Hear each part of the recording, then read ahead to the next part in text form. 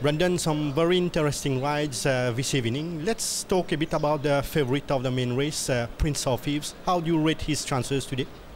Yeah, he's got a very good chance. He's training in good form. He's had a few extra weeks to find his peak, and I think he's there. He's at his peak fitness, and he's definitely the horse to beat in the race. He jumps from a favourable draw, considering the way the races worked out with draws, in terms of draws. So I think he's horse to beat in that race.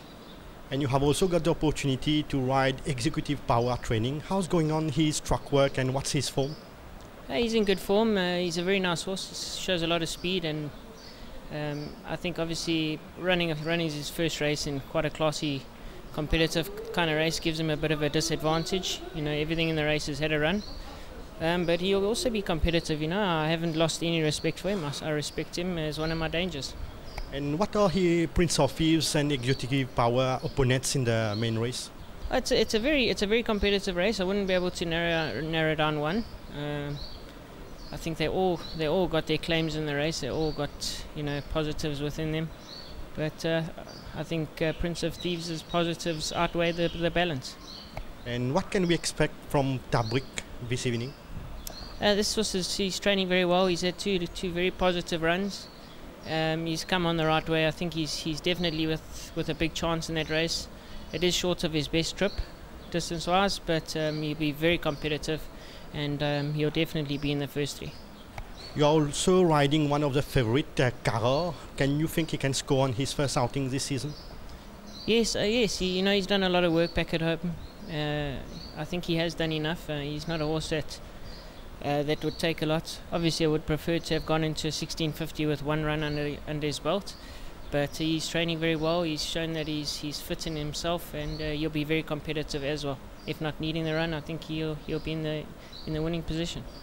What can we expect from Dawn Raid? Unlucky last time out. Yeah, he was unlucky last time. I think we can expect him to run another improved race.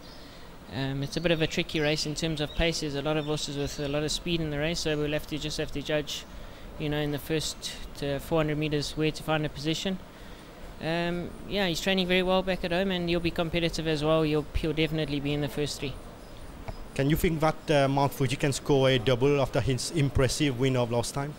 Yes, Mount Fuji's come on a lot during his work at home, and although he's upper class, I think he's ready for the challenge. He's got what would look a favourable draw, but in terms of race riding, it's a bit difficult from a 2 draw with a horse like him. So he'll need a bit of luck in running to win the race, but he'll be definitely competitive, and definitely will finish in the first 3.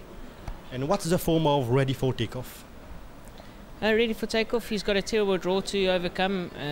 He seemed to be coming on. He's come on nicely in his track work. I haven't been able to ride him during his track work, but just watching him and seeing him change through the days, he's changed nicely. Obviously, a better draw would suffice for him. I think he needs a good draw, but he'll be running on at the finish. I think maybe for quartets and trifectas, they mustn't leave him out.